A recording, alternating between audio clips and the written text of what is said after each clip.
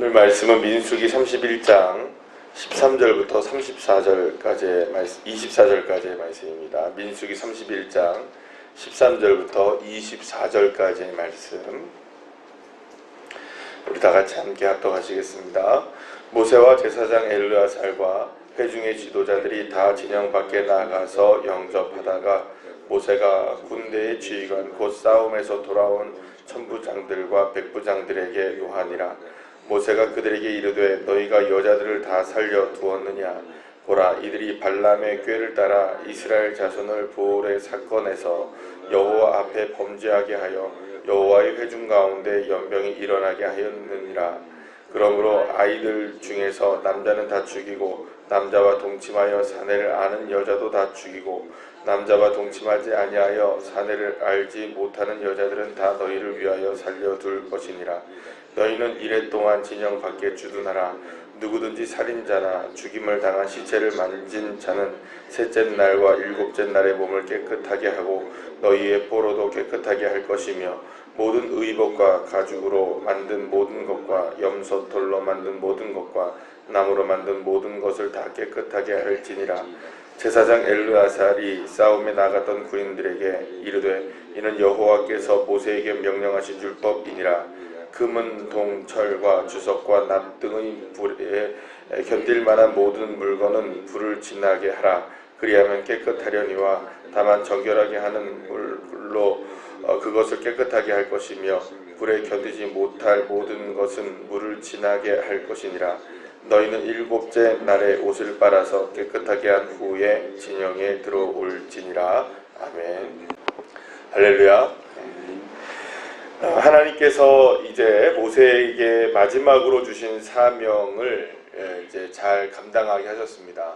미디안과의 전쟁에서 대승을 거두게 하셨고, 그래서 이제 모든 이스라엘 군대가 이제 그 전쟁을 마치고 진영 안으로 이제 들어오기 위해서 저쪽에서 이제 승전의 행진을 이제 해갖고 이스라엘 진영 쪽으로 들어오고 있었습니다. 어제도 말씀드린 것처럼 하나님께서 모세에게 주신 마지막 사명을 세 글자로 우리가 줄인다고 생각한다면 거룩함이라고 말할 수 있습니다. 거룩함의 회복이라고 말할 수 있겠죠. 그래서 이 사명이 그래서 이스라엘 백성들의 40년 동안의 광야 생활을 마침표 짓게 하시는 사역이었고, 또 더 나아가서는 이제 앞으로 시작될 가나안에서의 삶에서 하나님께서 원하시는 것이 무엇인지를 아주 그냥 가장 명확하게 보여주는 사건이 바로 이 미디안과의 전쟁이라고 할 수가 있습니다. 그래서 하나님은 이 40년 동안의 광야의 생활을 거룩함으로 마치고 또 다시 거룩함을 통하여서 시작되기를 원했던 것이었습니다. 그런데 그 무엇보다 이 거룩함이라는 것은 하나님 앞에서 온전하게 구별되는 것을 의미하였죠. 그러면 여러분 한번 생각해 보세요. 이스라엘 백성들이 완전히 구별되어져야만 완전하게 거룩하게 될 수 있는 겁니다. 그렇다면 지금 미디안과의 전쟁에서 하나님께서 왜 미디안과의 전쟁을 감행하게 하셨는가, 허락하셨는가라는 것을 생각해 봐야겠죠. 그것은 미디안이 이스라엘 백성들을 치명적으로 유혹했기 때문이었습니다. 그게 바로 바알부올의 사건이었죠. 그래서 그 바알을 섬기게 된 겁니다. 여인들이 와서 이스라엘 남자들을 유혹하게 되었고, 이제 그 여인들이 자꾸 누구를 섬기게 만든 겁니까? 바알 신을 섬기게 만들었던 사건이 바로 이제 바알부올의 사건이었던 것입니다. 그러니까 이 사건을 통해서 24,000명이라는 사람들이 연병으로 죽게 된 사건이 일어나게 됐었고, 이 사건에 대해서 하나님은 완전하게 처리를 하기를 원하셨기 때문에 모세에게 마지막 사역으로 이 그 미디안과의 전쟁을 허락하게 되었던 것입니다. 그래서 이제 그 이스라엘 백성들이 12,000명이 이제 나가서 결국에는 미디안과 싸워서 5 왕들을 다 죽이게 되었고, 남자들, 그러니까 여기서 말하는 남자들이라는 것은 전쟁에 참가할 수 있는 남자들 얘기하죠. 성인 남자들을 다 모조리 죽이게 되었습니다. 그리고 이제 전리품들과 함께 남은 이제 사람들, 그러니까 여기서 보면 이제 남자 아이들과 여인들을 살려둬서 이제 같이 함께 데리고 오게 된 것이었죠. 그런데 이제 오늘 본문 13절 말씀에 보면은 그렇게 승리를 하고 돌아오는 이스라엘 군대를 향하여서 이제 모세가 크게 화를 내는 것을 보게 됩니다. 그렇게 이제 군대를 맞이하기 위해서 진영 밖으로 나간 모세는 뜻밖의 장면을 보게 된 것이었습니다. 그것은 무엇이었냐면 바로 미디안의 남자 아이들과 그 다음에 여인들을 그대로 살려두었다는 것 때문이었습니다. 물론 여러분 여기서 보면은 결국 누구만 남냐 하면은 이제 사내를 알지 못하는 여인들, 그러니까 말하자면 처녀들만 이렇게 남겨놓고 다 모조리 다 죽이게 만드는데요. 이 사건을 통해서 우리가 볼 때에는 이렇게 생각할 수 있습니다. 왜 하나님이 너무 이렇게 모세가 너무 이렇게 무자비한 것이 아닌가. 이게 우리로 지금 만약에 지금 시대에 이런 일이 있다고 한다면 여러분 어떤 일이라고 볼 수 있는 겁니까? 대학살이라고 볼 수 있는 일이겠죠. 그런데 여러분들 한번 우리가 생각해 보시죠. 지금 이 상황을 만약에 이걸 학살로 보게 된다면, 그러니까 우리가 이제 이거를 윤리적으로 도덕적으로 우리가 보게 된다면, 학살로 보게 된다면 좀 어려운 부분이 있습니다. 왜냐하면 이거 지금 이 사건을 통해서 이스라엘 백성들이 얼마나 죽었습니까? 지금 24,000명이나 죽었거든요. 그러니까 이 사건을 통해서 24,000명이나 죽었는데 이 사건을 일으킨 장본인들은 지금 버젓이 살아있게 되는 상황이 된 겁니다. 그러니까는 이 사건에 대해서 하나님은 공평하게 처리되기를 원했던 것입니다. 그러니까는 공정하게, 그러니까 가해자와 피해자, 피해자도 가해자이고 가해자도 피해자일 수 있는 사건이긴 하겠지만 어쨌든 이 사건을 통해서는 하나님은 완전하게 지금 보여주는 이 사건을 통해서는 완전하게 죄악의 씨앗을 다 깨끗하게 잘라내기를 원했던 것이라고 볼 수가 있습니다. 어떻게 보면 이렇게 지금 방금 제가 말씀드린 것처럼 이건 너무 무자비한 일이 아닌가라고 생각이 들 수 있고, 사실은 어떤 분들은 이런 부분들에 있어서 하나님의 사랑과 은혜를 의심하시는 분들이 있기도 합니다. 그러나 중요한 건 한 가지를 좀 더 근본적인 것으로 말씀드리자면, 이미 여러분 이 미디안을 비롯해서 모든 이방인들과 이런 분들은 사실은 구원을 받을 수 없는 사람들의 부류에 이미 속해져 있는 사람들입니다. 그러니까는 하나님의 구원 계획에서 말이죠. 아주 큰 그림을 통해서 본다면 왜 그렇습니까? 모두가 다 죄악으로 출생한 사람들이고 하나님을 알지 못하는 사람들이기 때문입니다. 그리고 또 하나님의 자녀들을 완전히 죄악으로 몰아놨던 사람들이게 된 거죠. 그럼 이분들은 결과론적으로 본다면 어차피 어떻게 될 사람들입니까? 다 천국에 갈 수가 없는 사람들인 거죠.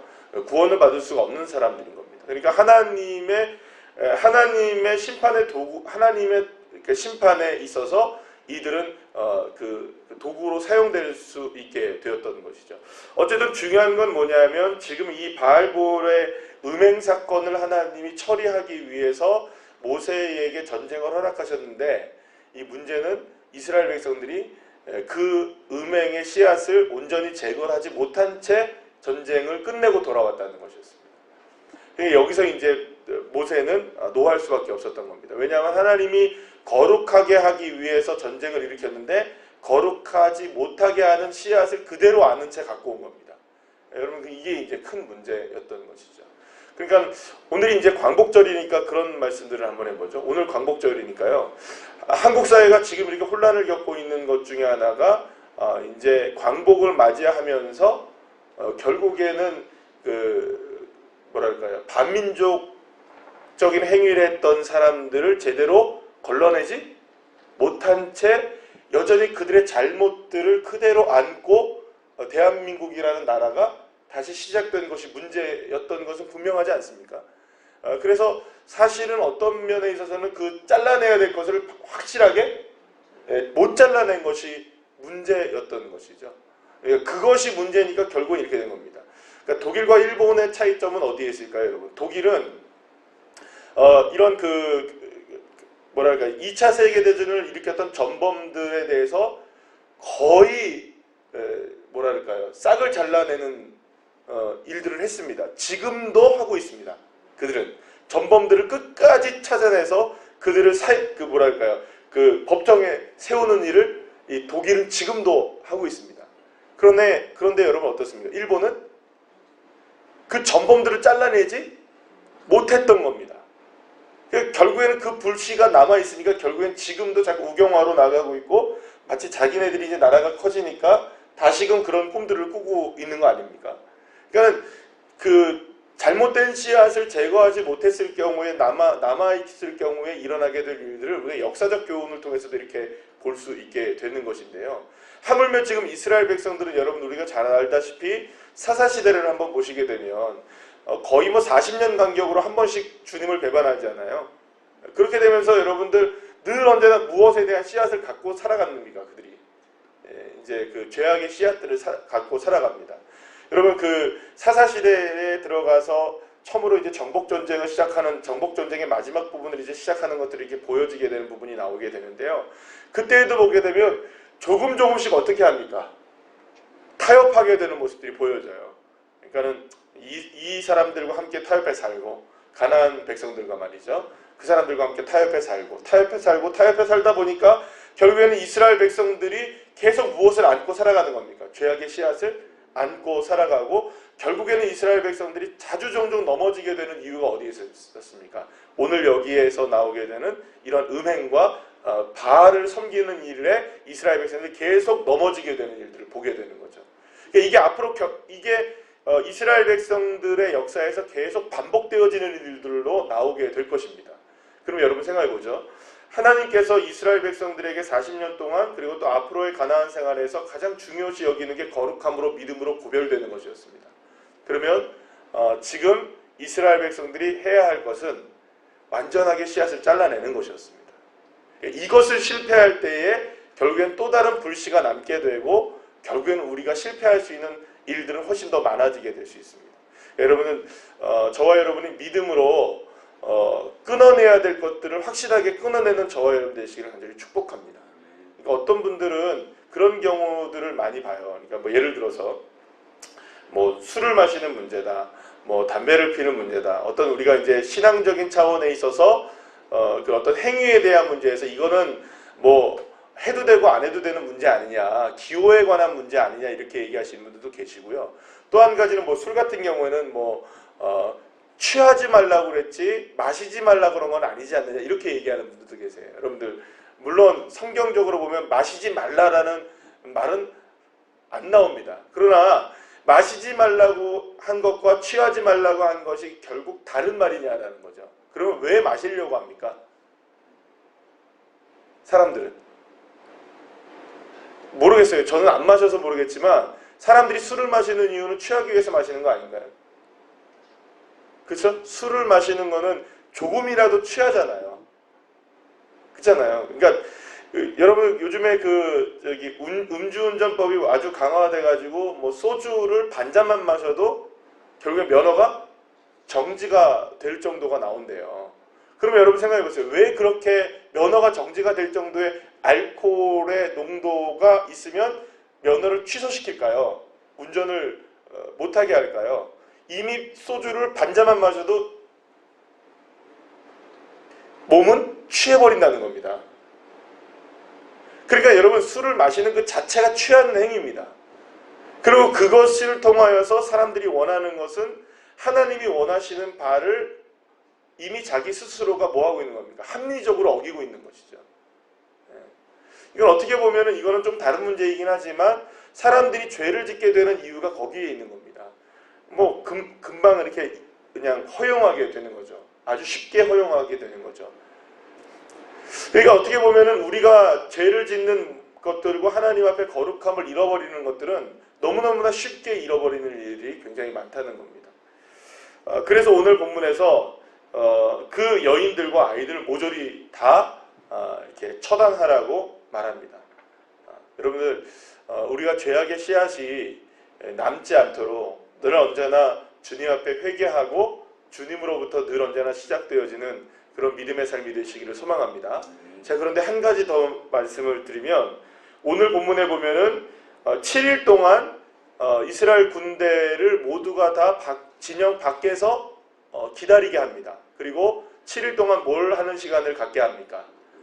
이 정결하게 하는 시간을 갖게 합니다. 그러니까 지금 전쟁을 하고 왔기 때문에 그 모든 그 군인들이 지금 피를 만진 거 아니에요. 그러니까 거기에서 정결하게 하고 옷들도 깨끗하게 하고 모든 기구들도 다 다 깨끗하게 하고, 심지어는 이런 그 금속 같은 경우에는 뭘 하라는 겁니까? 불로 다 깨끗하게 이렇게 소독까지 하고 오라고 합니다. 이게 지금 율법으로 이미 정해져 있는 것이었습니다. 뭐 사람의 시신을 만졌을 경우에 진영 밖에 나가서 일주일 동안 있어라. 이거는 또 한 가지는 어떤 의미가 있냐면, 이거는 단지 정결하게 되고 깨끗하게 되는 것뿐만 아니라 이거는 위생적으로 전염병을 막기 위한 것이었다라고 볼 수 있습니다.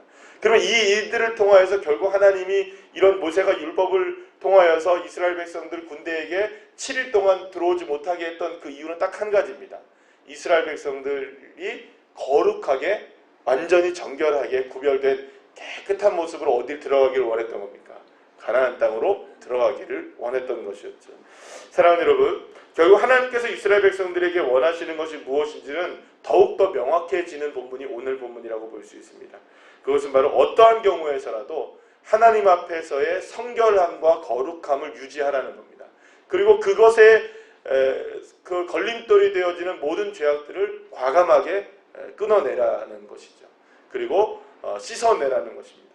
그렇기 때문에 결국에는 하나님의 거룩함에 우리가 하나가 되기 위해서 가장 중요한 것은 다른 것이 아니라 저와 여러분이 날마다 예수 그리스도의 십자가의 보혈을 의지하며 살아가는 믿음인 줄로 믿습니다. 그래서 저와 여러분이 정말로 날마다 복음으로 사시고 날마다 주님의 십자가를 의지함으로 승리하는 저와 여러분 되시기를 간절히 축원합니다. 기도하시겠습니다.